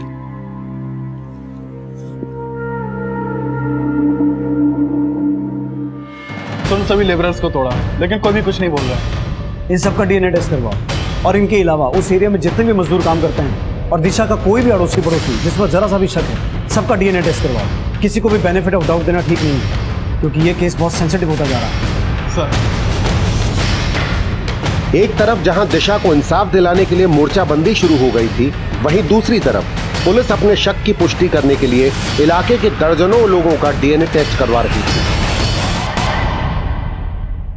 सर, दिशा के घर के पास एक कंस्ट्रक्शन साइट है जहाँ पे कई सारे माइग्रेंट वर्कर्स काम करते हैं। पता चला है कि दिशा के मर्डर के बाद वहां से 3 वर्कर्स गायब हैं, समीर, जुगल और अकील। सर, ये जुगल और अकील वेस्ट बंगाल के रहने वाले हैं और समीर आसाम का। इन तीनों के एड्रेसेस नहीं मिल पाए, लेकिन इनके साथ जो वर्कर्स काम करते थे उनसे इनके फ़ोन नंबर्स मिल गए। सर, समीर और अकील का फ़ोन स्विच ऑफ है, लेकिन इस जुगल का फ़ोन अब भी स्विच ऑन है। इसके साथ काम करने वाले एक वर्कर से हमने इसे फ़ोन करवाया, लेकिन इसने फ़ोन उठाया नहीं। इन तीनों के कॉल रिकॉर्ड्स निकालो। सर,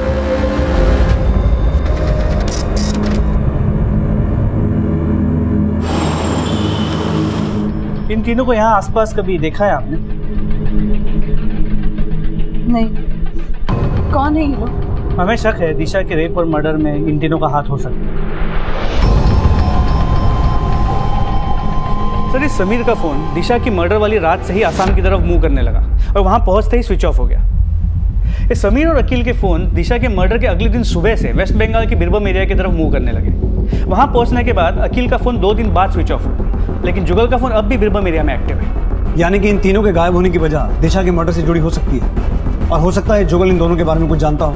राघव, बीरभूम जाने की तैयारी करो और किसी भी तरह जुगल के फोन को ट्रैक करके उस तक पहुंचो।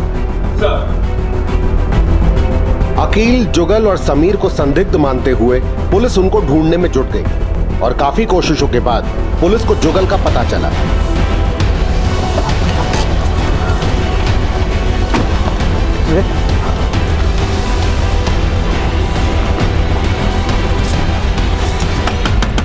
मैंने कुछ नहीं किया सर, मैं तो यहाँ पे अपने कजिन की शादी में आया हूँ और मैं 2 दिन बाद में वापस जाने वाला था सर। बल्कि मैंने तो वापसी की टिकट पहले से बुक करवा रखी है सर। अकील और समीर कहाँ हैं? सर, अब मुझे पता चला कि उस रात समीर को मुड़ीग्रुज से जाने की इतनी जल्दी क्यों थी। ए अकील, यार मुझे ना 2000 रुपए की जरूरत है। अरे मुझे जल्द से जल्द आसाम जाना। सर मैंने उसे 2000 रुपये दे दिए। उसी रात वो सर आसाम के लिए निकल गए।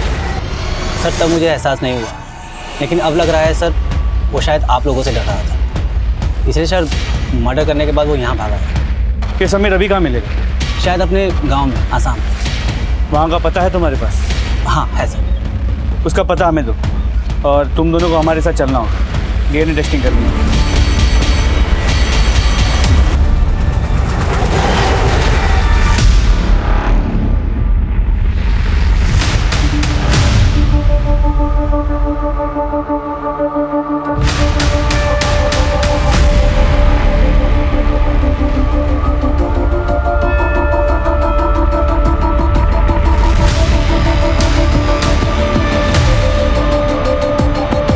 समीर का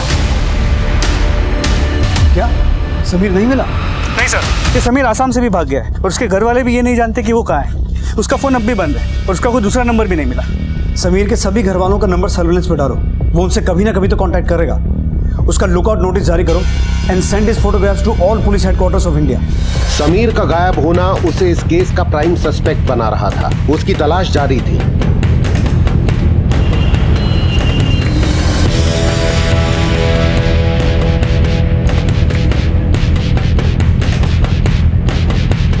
तभी उस कार्तिक नाम के व्यक्ति की पोस्टमार्टम रिपोर्ट और डीएनए रिपोर्ट आई, जिस पे दया करके दिशा अक्सर उसको खाना दिया करती थी।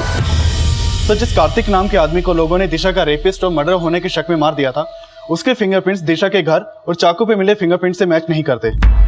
सर पोस्टमार्टम रिपोर्ट के मुताबिक कार्तिक की मौत इंटरनल और एक्सटर्नल इंजरीज की वजह से हुई थी और मौत के 36 घंटे पहले तक से उसने कुछ खाया भी नहीं था। मतलब उन लोगों ने बिना सोचे समझे ऐसे आदमी को मारा जो बेचारा भीख मांग के अपना पेट पाल रहा था। ऐसे लोगों की वजह से ही दिशा और उसके परिवार को इतना कुछ झेलना पड़ा। ऐसे लोगों के इग्नोरेंस की वजह से ही दिशा के साथ रेप और उसकी हत्या करने वाले को दिशा के साथ इतनी ज्यादती करने का हौसला मिला। अगर ये लोग पहले ही दिशा की चिल्लाने से इकट्ठा हो जाते तो दिशा के साथ इतना बुरा कभी नहीं होता।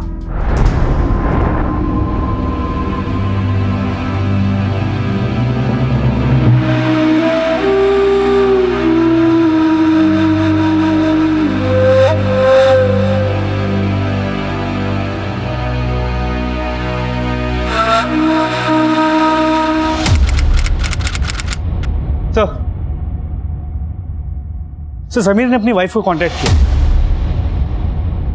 और अभी वो कांचीवेलम के हार्डवेयर गोडाउन के पास।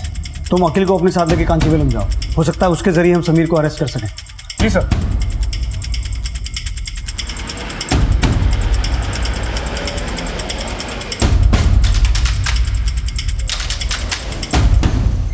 समीर। अरे अखिल, कैसा है भाई?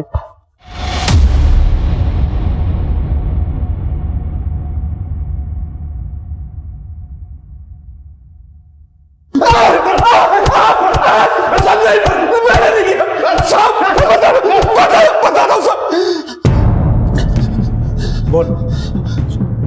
मुझे पता चला कि उस घर में 3 औरतें रहती हैं। मेरी नजर उस घर की दोनों जवान लड़कियों पर थी। मैं बस मौके की तलाश में था। मुझे पता चला कि आसपास के लोग भी उनसे बात नहीं करते। यही जानने के लिए उस रात में वहां गया था और मैंने उनकी छत पर पत्थर भी फेंके थे।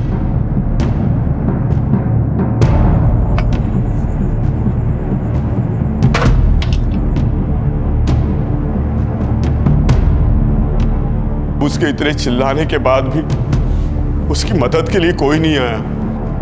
मुझे लगा कि मैं उस लड़की के साथ कुछ भी करूंगा तो आसपास के लोग उसकी मदद के लिए नहीं आएंगे। मैंने सोच लिया था साहब कि जिस दिन उस घर में कोई लड़की अकेली होगी तो मैं वहां जाऊंगा जरूर।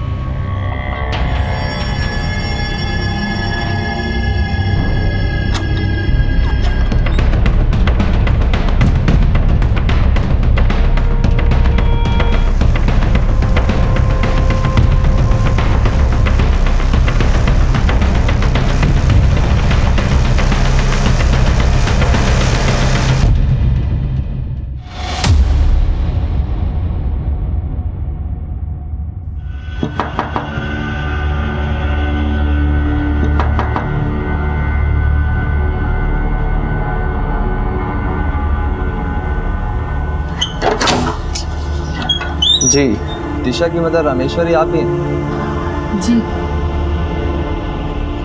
जी, ये आपके और दिशा की बहन रूपा के लिए।